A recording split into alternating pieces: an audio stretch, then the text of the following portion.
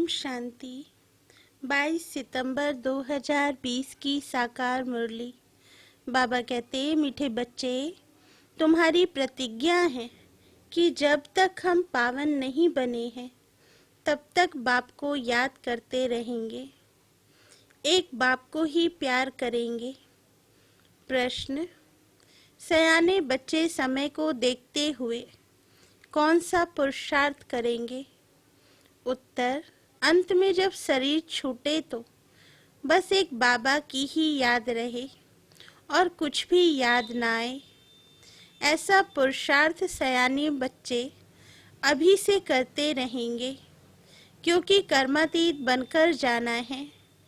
इसके लिए इस पुरानी खाल से ममत्व निकालते जाओ। बस हम जा रहे हैं बाबा के पास। गीत: ना वह हमसे जुदा होंगे। ओम शांति। बाबा कहते, बाप बैठ बच्चों को समझाते हैं। बच्चे प्रतिज्ञा करते हैं बेहद के बाप से, बाबा हम आपके बने हैं। अंत तक जब तक हम शांति धाम में पहुँचें, आपको याद करने से हमारे जन्म जन्मांतर के पाप जो सिर पर हैं वह जल जाएंगे। इसको ही योग अग्नि कहा जाता है और कोई उपाय नहीं। पतित पावन व श्री श्री 108 जगत गुरु एक को ही कहा जाता है। वही जगत का बाप, जगत का शिक्षक, जगत का गुरु है। रचना के आदि मध्य अंत का ज्ञान बाप ही देते हैं। यह पतित दुनिया है, इसमें एक भी पावन होना असंभव है। पतित पावन बाप ही सर्व की सद्गति करते हैं। बाबा कहते, तुम भी उनके बच्चे बने हो। तुम सीख रहे हो कि जगत को पावन कैसे बनाएं।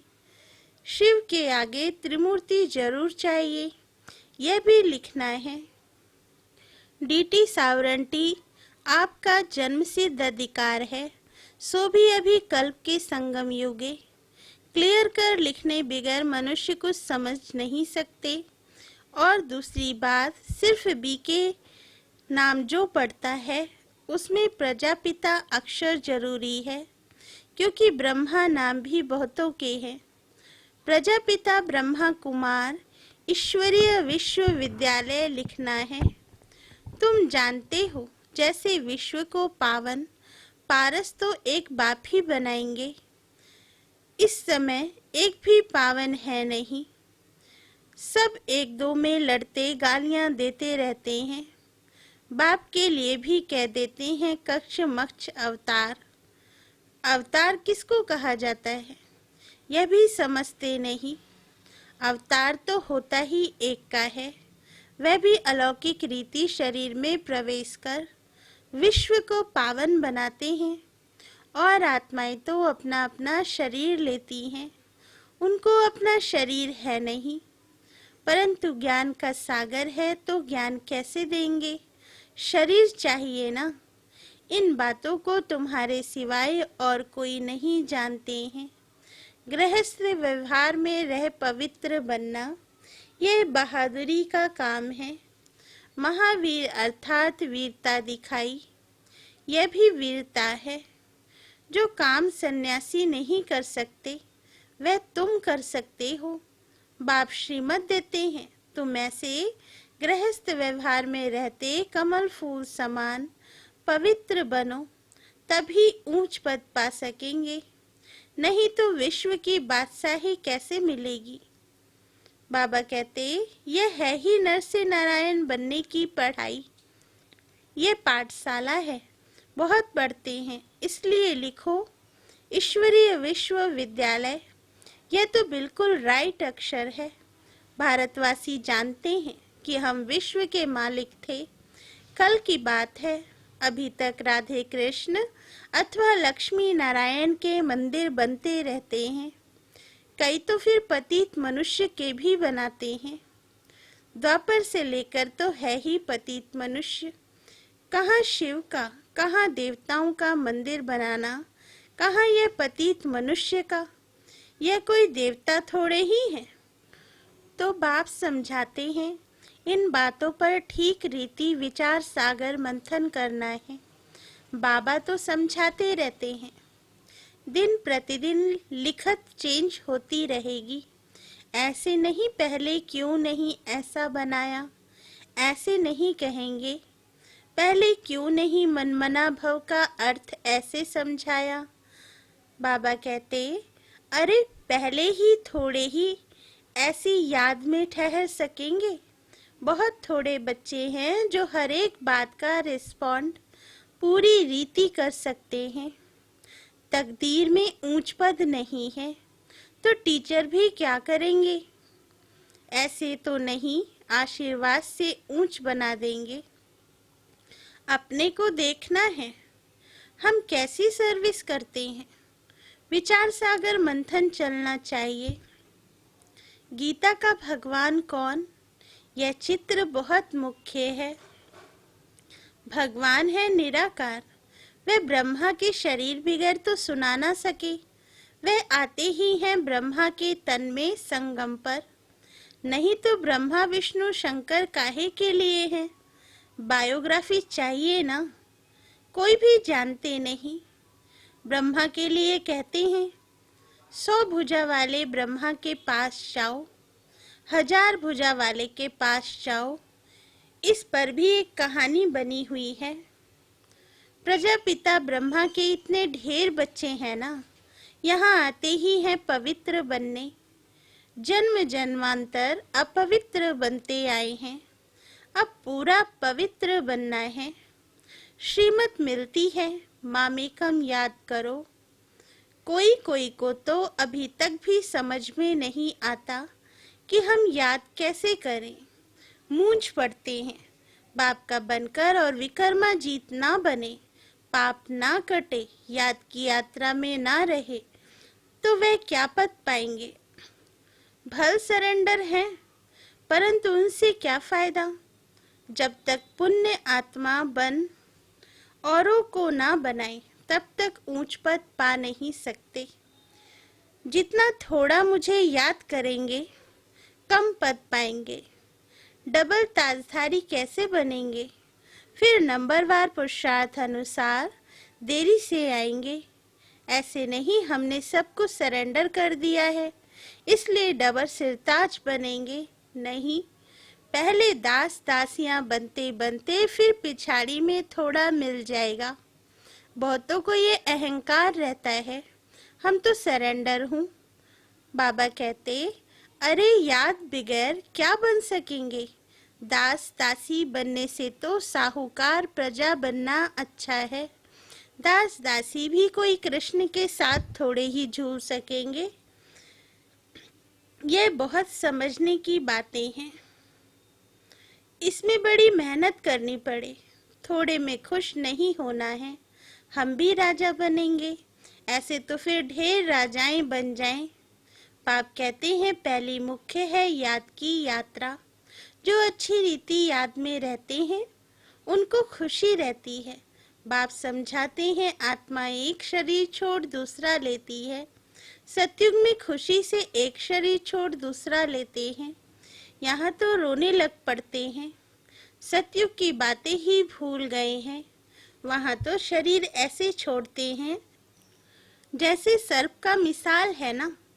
ये पुराना शरीर अब छोड़ना है। तुम जानते हो हम आत्मा हैं। ये तो पुराना शरीर अब छोड़ना ही है।